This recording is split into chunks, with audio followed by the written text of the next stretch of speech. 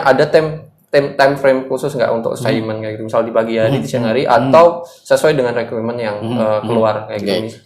Jadi kalau dari assignment kan tadi flow-nya kita menunggu dulu nih dari principal approve dulu tiketnya nih apakah ini udah bisa dikerjakan atau belum. Nah setelah ini bisa dikerjakan itu biasanya kita bisa langsung assign tiket ini untuk engineer siapa sih, tasknya untuk siapa sih. Nah biasanya sih time frame-nya yang kita kerjakan adalah dari jam maksimal itu sampai 10:30 pagi.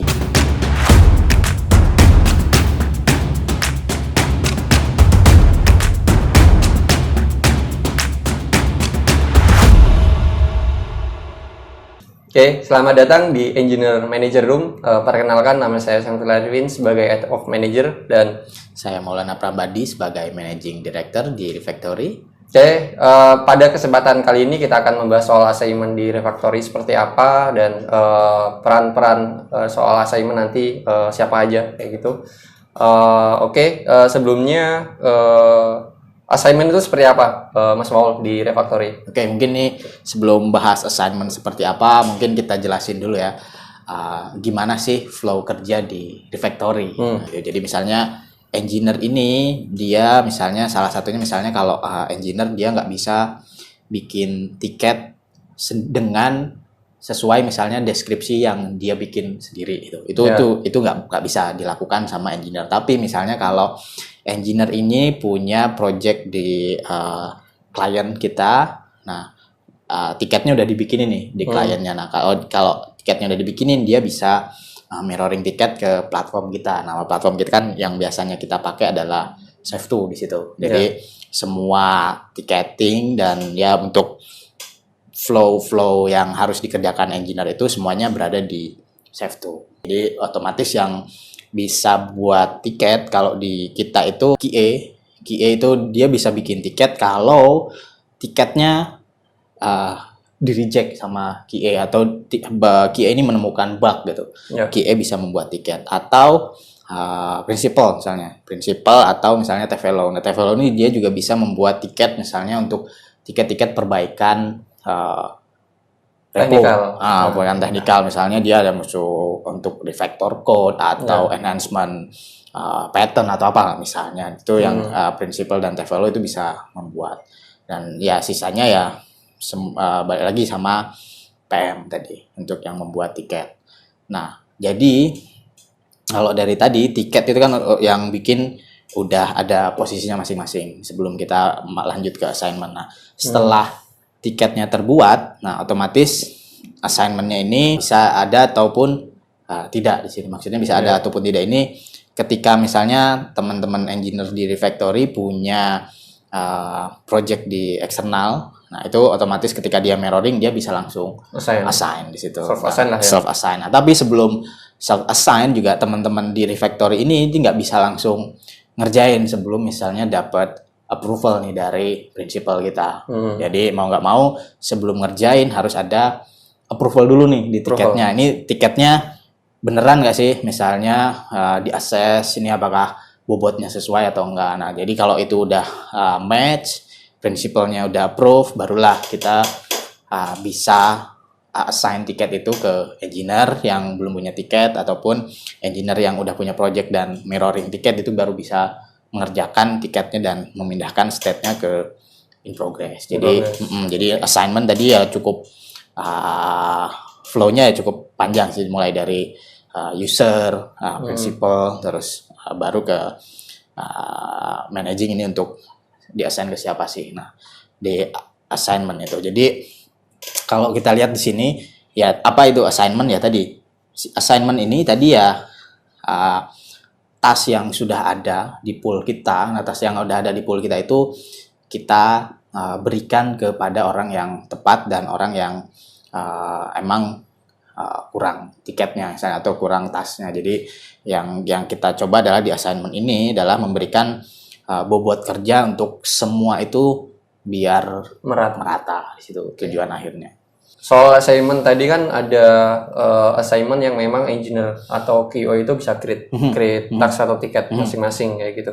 Nah di situ kalau engineer yang terlibat langsung dengan klien mereka kan bisa create task kayak gitu. Otomatis mereka juga bisa self claim tasknya tersebut. Sama QA itu nge-create suatu bug atau enhancement lah kayak gitu kan.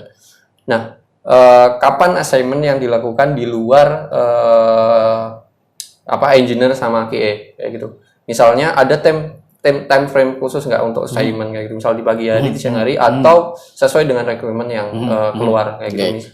Jadi kalau dari assignment kan tadi flow-nya kita menunggu dulu nih dari principal approve dulu tiketnya nih apakah ini udah bisa dikerjakan atau belum. Nah setelah ini bisa dikerjakan itu biasanya kita bisa langsung assign tiket ini untuk engineer siapa sih, tasknya untuk siapa sih. Nah biasanya sih time frame-nya yang kita kerjakan adalah dari jam maksimal itu sampai 10:30 pagi. Jadi harapannya adalah sebelum 10:30 ini semua engineer ini udah punya task yang proper dan udah approved. Jadi dia punya time frame untuk mengerjakan tasknya ini ya proper gitu. Misalnya karena hitungan di kita adalah misalnya story point. Dari story point itu misalnya 2 story point itu kita hitung sebagai 8 jam kerja ya berarti ya itu selama 8 jam yaitu anggapannya adalah 2 story point dan kita anggap itu harus beres ya. Nah, misal suatu task ketika di suatu project itu kan bobotnya bisa beda-beda ya. Gimana untuk meminimalisir resiko task itu nggak selesai ketika story point-nya itu melebihi dari target kita kayak gitu. Misal satu task itu 5 story point atau di atas 2 story point kayak gitu. Oke, kalau dari story point task tadi karena ini udah ada divisi principal tadi ya jadi sebenarnya udah kita minimalisir. Jadi seminimal mungkin tiket yang dibuat per harinya itu misalnya untuk kita assign ke seorang anak itu adalah 2 story point.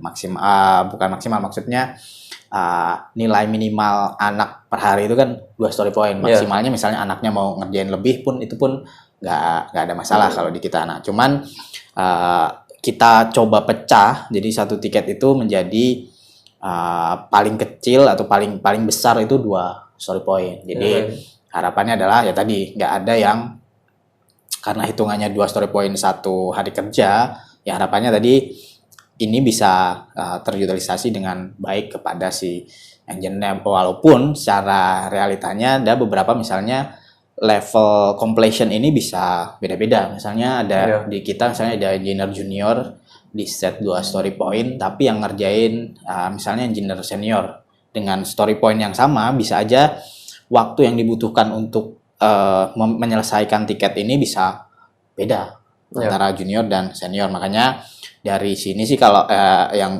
kita coba adalah di divisi prinsipal ini lagi mengolah data dari sini, mengkolek semua tiket-tiket yang ada yang udah pernah kita buat dan coba dianalisa dan menganalisa apakah story point yang dikasih untuk sebuah tiket ini udah benar atau belum. Jadi nantinya adalah yang ngerjainnya mau siapapun, yaitu nantinya ekspektasinya sama waktunya gitu, nggak beda-beda di situ. Berbicara soal assignment, tadi engineer bisa self claim, terus QA bisa create task kayak gitu dan ditunjukkan kepada misal bug itu ditunjukkan kepada ini fitur sebelumnya yang ngerjain siapa kayak gitu. Kalau itu bisa tertrack ya gitu.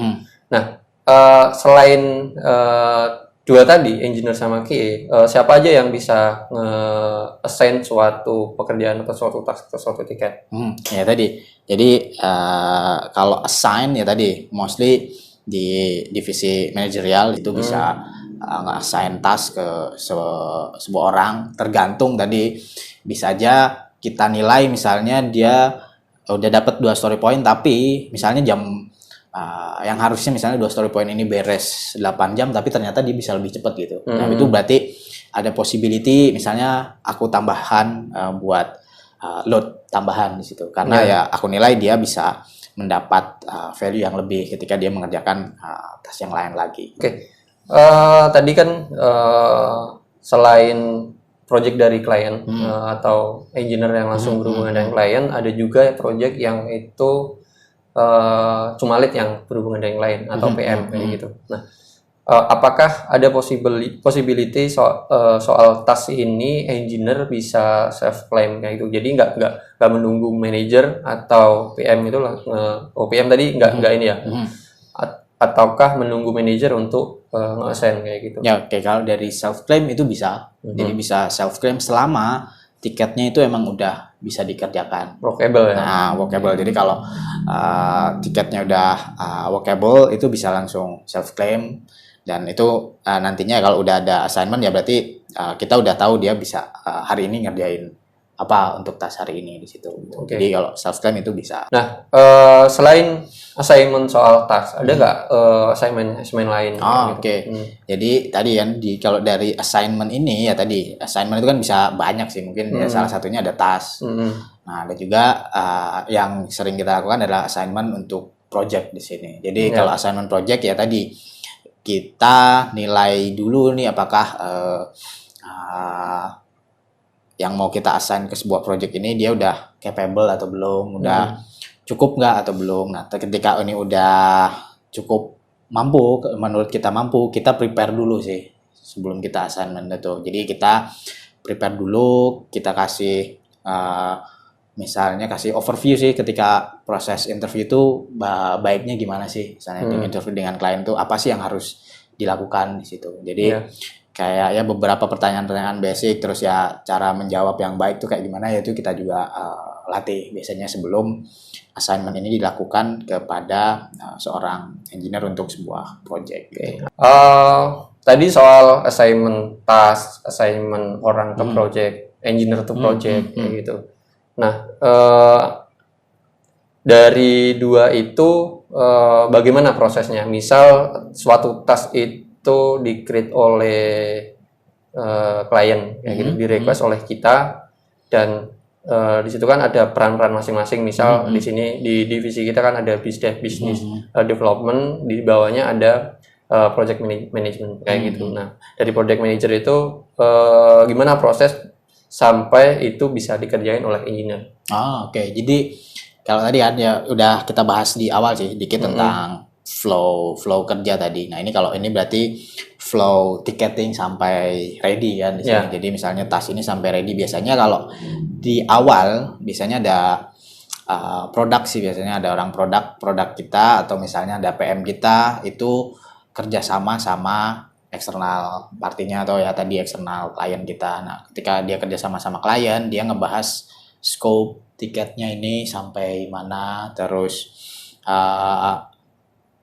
ini fiturnya ini sampai mana aja, terus ini ada dependensinya misalnya kemana aja. Nah, terus ketika udah clear, misalnya scope-nya sudah clear, acceptance kriterianya sudah clear, terus menurut PM-nya ini udah bisa doable. Nah, ini di-assess oleh prinsipal kita. Jadi prinsipal kita ini assess sebuah tiket untuk menilai seberapa besar effort yang harus kita habiskan untuk sebuah tiket. Dari situ setelah assignment penilaiannya oke dari prinsipal, nah masuklah ke meja manajer tadi. Manajer ini melihat tasknya ini bisa dikerjakan oleh siapa sih yang cocok di sini gitu. Jadi ketika ini udah cocok ya berarti langsung kita assign ke orang itu, dan ya kita harapkan itu bisa selesai dan tepat waktu di situ. Dan ya tujuan akhirnya adalah karena di kita ketika misalnya membuat task dan ya walaupun bug itu nggak ada bug misalnya kalau kita coding mungkin ya, karena ya kalau kita bikin ya pasti ada namanya manusia, pasti ada sebuah miss di situ. Nah, tapi ya di sini kita encourage, karena tadi proses assignment di sini kita juga encourage untuk self review di sini dan bertanggung jawab ketika tasknya ini sudah dikerjakan. Kita harapkan dia memenuhi kriteria yang udah kita set untuk melakukan merging. Nah, jadi setelah anaknya misalnya dapat bug, nah di sini untuk next day-nya yaitu dia harus prioritize bug-nya dulu sebelum mendapatkan assignment baru. Jadi yang kita harapkan adalah bug ini tetap terkerjakan dan nggak menumpuk di akhir harinya di hari-hari lainnya gitu. Jadi tiap harinya dia kalau ada bug berarti bugnya dikerjain baru ngerjain tiket baru gitu sih. Jadi sampai selesai di tes QA ya udah sampai beres sampai resolve nantinya. Oke, thank you Mas Maul untuk pembahasan kita hari ini soal assignment ya, di mana assignment di refactory seperti apa dan penyelesaiannya seperti apa. Oke, sekian pembahasan kita hari ini mengenai assignment di engineering refactory. Nantikan episode-episode selanjutnya yang lebih menarik. Oke, terima kasih. Sampai jumpa kembali.